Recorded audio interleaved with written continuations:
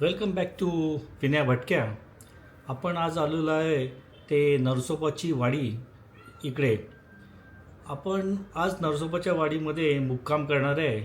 तर ह्या व्हिडिओमध्ये आपण बघू की नरसोबाच्या वाडीमध्ये जर तुम्हाला राहायचं असेल तर कुठचं चांगलं हॉटेल आहे आणि दुपारचं जेवण, रात्रीचं जेवण किंवा सकाळचा ब्रेकफास्ट करता इथे कुठल्या प्रकारची सोय आहे आणि आपण कुठे जाऊ शकता. दर्शनाकरता आपण जाणारच आहोत. आता आपण साधारण वाजलेले आहेत सकाळचे 11 वाजलेले आहेत. आपण पहिलं हॉटेलमध्ये चेकिंग करू. हॉटेलचं नाव आहे मंगलम. अतिशय सुंदर असं हे हॉटेल आहे. तुम्हाला या हॉटेलच्या रूम टूरसुद्धा मी देईल आणि हॉटेलच्या रूम्स कशा आहेत, किती जवळ आहे मंदिरापासून हे सुद्धा तुम्हाला दाखवेल. नंतर आपण जाऊया ते देवळामध्ये आणि देवळामध्ये दर्शन केल्यानंतर दुपारच्या जेवणाकरता सचिन सोमण म्हणून जे इथूनचे नरसोबाच्या वाडीचे इथे अतिशय फेमस असं भोजनालय आहे. त्या भोजनालयामध्ये आपण जेवणाकरता जाऊया. सुंदर असं व्हेजिटेरियन बासुंदी पुरीचं इथे जेवण मिळतं. नंतर हॉटेलमध्ये येऊन थोडंसं तुम्हाला मी हॉटेलच्या टूर देईल रूमचे. नंतर तिथून हॉटेलच्या रूममधनं व्ह्यू कसा आहे ते सुद्धा दाखवेल. संध्याकाळी आपण परत नरसोबाच्या वाडीचा मंदिरामध्ये जाऊया. कारण संध्याकाळी 8 सव्वा 8च्या सुमारास तिथे छानपैकी आरती असते आणि आरती झाल्यानंतर पालखीचा सोहळा असतो, तो सुद्धा आपण बघणार आहोत. आणि त्याच्यानंतर रात्रीचं जेवण. नरसोबाच्या वाडीच्या मंदिरमध्ये आपल्याला व्हिडिओ किंवा फोटोग्राफी करण्याकरता परवानगी नाही आहे.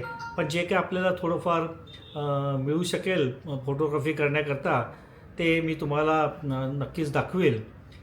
दुसऱ्या दिवशी आपल्या सकाळचा ब्रेकफास्टसुद्धा आपण हॉटेल मंगलम याच इथे घेणार आहोत आणि नंतर मग आपण आपलं प्रस्थान कोल्हापूरच्या दिशेने जाणार आहोत. तर चला आता आपण बघूया व्हिडिओ. नरसोबाच्या वाडीचा एक दिवस जर मुक्काम असेल तर तिथे राहण्याची आणि खाण्यापिण्याची सोय कुठे चांगली आहे ते तुम्हाला या व्हिडिओमध्ये औदुंबरवरनं आम्ही निघालो होते नरसोबाच्या वाडीकरता. रस्ता बऱ्यापैकी चांगला रस्ता आहे आणि साधारण एक 30-40 मिनटं, साधारण 50 मिनटं आम्हाला लागली नरसोबाच्या वाडीला पोचण्याकरता. आता तुम्ही बघताय ते आपण आलो ते नरसोबाच्या वाडीमध्ये. तर फर्स्ट म्हणजे आपण जाणार आहोत ते हॉटेल चेक इन करणार आहोत. हॉटेल हे कृष्णा नदीच्या काठावर आहे. अशा या बारीकशा गल्लीतनं तुम्हाला हॉटेलला जाण्याकरता रस्ता आहे. गाडी तुमची मोठी गाडी असेल तरी ती आरामात तिथे जाऊ शकते. आणि हे आहे ते हॉटेल मंगलम. मागच्या साईडला त्यांचं पार्किंग आहे आणि हे आहे त्यांचं रिसेप्शन एरिया. या हॉटेलला 3 फ्लोअर आहेत आणि लिफ्टसुद्धा दिलेली आहे. त्यामुळे सिनियर सिटीजन जरी असतील तर त्यांच्याकरता सुद्धा हे हॉटेल चांगलं आहे. खालच्या बाजूला ज्या जिना दिसतोय तिथून त्यांचं रेस्टॉरंट आणि कार पार्किंगला जाण्याकरता जागा आहे. हे दिसतंय हे रोड आहे, मेन रोड, त्याच्यावर हे हॉटेल आहे. खाली जातो ते आपण रिसेप्शनमध्ये आणि इथूनच जवळ एक 5-10 मिनिटाच्या अंतरावर श्री दत्त मंदिर आहे. हे दिसतंय हे मोठ्याच्या मोठं असं हॉटेल आहे. मला वाटतं साधारण एक 45 ते 50 रूम तरी असतील. ए सी नॉन ए सी अशा दोन्ही रूम्स तुम्हाला इथे अवेलेबल आहे. आणि ही दिसते ही त्यांची पार्किंग जागा आणि समोर दिसते ही कृष्णा नदी. तर कृष्णा नदीच्या काठावरच असलेलं हे हॉटेल आहे. सगळ्या रूम्सना व्ह्यू तर कृष्णा नदीचा व्ह्यू मिळालेला आहे. त्यामुळे अतिशय सुंदर असं हे लोकेशन या हॉटेलला लाभलेलं आहे. बघा एक 50 गाड्या तरी आरामात उभ्या राहू शकतील. तुमचा टेम्पो ट्रॅव्हलर असेल त्याच्याकरता सुद्धा जागा आहे. आणि हे किती मोठंच्या मोठं असं हे हॉटेल दिसतंय. हॉटेलला तुम्ही येणार असाल तर तुमच्याकरता मी हा इथे कॉन्टॅक्ट नंबर देतो. तर तो नंबर घेऊन तुम्ही हॉटेल मंगलमला नक्कीच मुक्काम करा. कारण मला हे हॉटेल नसोबाच्या वाडीमध्ये सर्वात उत्तम हॉटेल असं वाटतंय. थोडा लहान मुलं असतील तर लहान मुलांना खेळण्याकरता सुद्धा थोडीफार इथे जागा दिली. हॉटेलमध्ये चेक इन करून आता आपण आलेलो आहे नरसोबाच्या वाडीच्या मंदिरमध्ये. नरसोबाची वाडी महाराष्ट्रातील कोल्हापूर जिल्ह्यातील एक अत्यंत पवित्र आणि प्रसिद्ध दत्तक्षेत्र आहे. आणि हे जे आहे हे ठिकाण कृष्णा आणि पंचगंगा नद्याच्या संगमावर बसलेलं आहे. हे स्थान आपण जे बघतोय हे दत्त संप्रदायाचे एक प्रमुख तीर्थक्षेत्र म्हणून सुद्धा मानले जाते. बघा किती गर्दी इथे दिसते आणि इथं नवीन रिनोव्हेशनचं काम सुद्धा चालू आहे. श्री दत्तगुरूंचे दुसरे अवतार मानले जाणारे श्री नृसिंह सरस्वती यांनी 12 वर्ष येथे वास्तव्य केलं होतं अशी श्रद्धा आहे. येथे प्रत्यक्ष मूर्तीऐवजी श्री नृसिंह सरस्वती मनोहर यांच्या पादुकाची पूजा केली जाते. मंदिर कृष्णा आणि पंचगंगा नद्याच्या काठावर बसलेलं आहे. हे दिसतंय, आपण हे दर्शनाकरता इथे जातो. इथे आपल्याला व्हिडिओ किंवा फोटोग्राफी अलाउड नाही आहे. तरीसुद्धा आम्ही थोडीशी परमिशन घेऊन हे लांबनं इथूनचा फोटोग्राफ घेतला. तर बाकी काय आपण जवळ जाऊन शूटिंग केलेलं नाही आहे. आणि ह्या तुम्ही जे दर्शन बघतायत ही दिसते ही कृष्णा नदी. आणि पावसाळ्यामध्ये ह्या नदीचं पाणी अगदी वरपर्यंत येतं. आणि जेव्हा नदीला पूर येतो तेव्हा नदीचे पाणी पादुकांपर्यंत सुद्धा पोचते. आणि ज्याला दक्षिण गंगा स्थानसुद्धा म्हटले जाते. आता आपण निघालोय ते दर्शन नंतर सोमन यांच्या भोजनालयाकरता. नरसोबा वाडी येथील सचिन सोमन भोजनालय हे भक्तांमध्ये आणि खवय्यांमध्ये अतिशय लोकप्रिय आहे. हे दिसते हे वेटिंग पिरियड आहे. तुम्हाला कधीही तुम्ही या वीकडेजमध्ये या, तुम्हाला साधारण 40-50 लोक तर असतातच असतात. इथूनचं जेवण म्हणजे सात्विक आणि अगदी घरगुती चव. इथे शुद्ध शाकाहारी आणि पारंपरिक महाराष्ट्रीयन ब्राह्मणी पद्धतीचे जेवण मिळते. जेवण घरी बनवल्यासारखे साधे पण चविष्ट असते.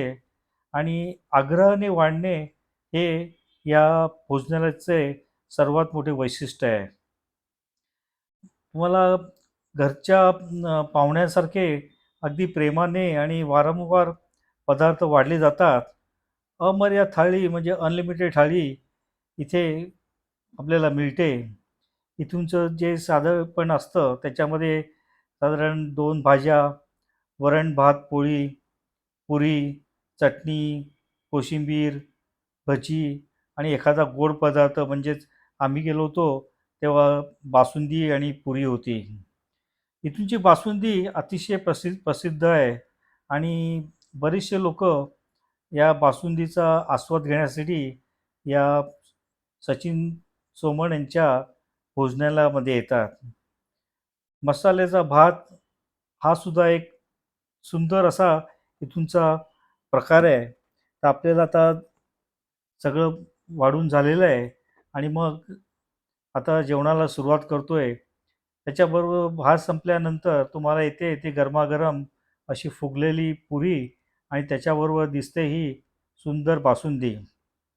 छान बासुंदी आणि पुरीचा बेत असतो. तुम्हाला बासुंदीसुद्धा ते आग्रहाने वाढतात. आणि गरमागरम पुरीबरोबर तर छानच लागतंय. हा दिसतोय हा मसाले भात. हा एक मसाले भातसुद्धा अतिशय उत्कृष्ट असा मसाले भात आहे. आणि पोटभर जेवण आपल्याला दिल्यानंतर इथे पान आणि ताकसुद्धा आपल्याला शेवटी जाताना मिळतं. जेवल्यानंतर आम्ही परत आमच्या हॉटेलला आलो. आणि हे जे दिसतंय हे माझ्या रूमच्या खिडकीमधनं ही कृष्णा नदी दिसते. पलीकडे दिसते राईट हँड साईडला ते मंदिर आहे. आणि म्हणजे तुम्ही समजू शकता की इथून एक 5-10 मिनिटाच्या अंतरावरच हे मंदिर असल्यामुळे हे हॉटेल तसं फारच सोयीस्कर आहे. पार्किंगची जागा पण बघा वरनं किती मोठीच्या मोठी अशी पार्किंगची जागा आपल्याला दिसते. आता ही रूम टूर आपण घेऊया. तुम्ही शिरल्यानंतर तुम्हाला हा एक डबल बेड दिसतो. समोर तुम्हाला बाहेरच बेसिन आहे. त्यामुळे कोणी बाथरूममध्ये गेला असेल तरी तुम्हाला प्रॉब्लेम येत नाही. गरम पाणी जर पाहिजे असेल तर ते सुद्धा मिळतं. बाथरूम आणि टॉयलेटसुद्धा अतिशय स्वच्छ आणि मोठंच्या मोठं असं टॉयलेट बाथरूम आहे. 24 तास गरम पाणी आहे, कारण इथे सोलरवर गरम पाणी इथे केलं जातं. त्यामुळे 24 तास तुम्हाला गरम पाणी या हॉटेलमध्ये तुम्हाला मिळू शकतं.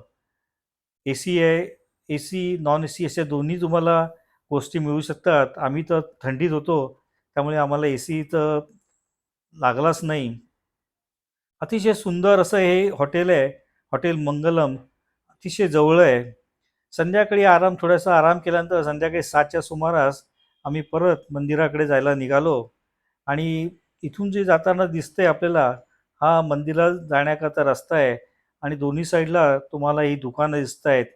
तुम्हाला मंदिरामध्ये जाण्याकरता जी काही फुलं किंवा काय गोष्टी घ्यायच्या असतील, तर ह्या सगळ्या गोष्टीची खरेदी तुम्ही इथे करू शकता. संध्याकाळी लाइटिंगमध्ये सुद्धा आपण बघा, ही गल्ली कशी फुललेली दिसते. आणि 8 वाजता, 8:15च्या सुमारास ही आरती होती. त्या आरती सुद्धा आम्ही इथे अटेंड केली. नंतर इथूनचे नरसोबावाडीचे पेढेसुद्धा फार फेमस आहेत. थोडीफार पेढ्यांची सुद्धा आमच्या लोकांनी खरेदी केली. आणि पुढे मग आम्ही मार्केटमध्ये थोडंसं आजूबाजूला चक्कर मारून आमच्या परत हॉटेलला आम्ही परत आलो. संध्याकाळचं जेवण आम्ही हे हॉटेलमध्येच करणार होतो. इथूनचं जे जेवण आहे, सात्विक थाळी म्हणून फेमस आहे. तसं बघितलं तर बजेटमध्ये जी थाळी आहे, इथे अनलिमिटेड थाळी आणि लिमिटेड थाळी असे 2 प्रकार मिळतात.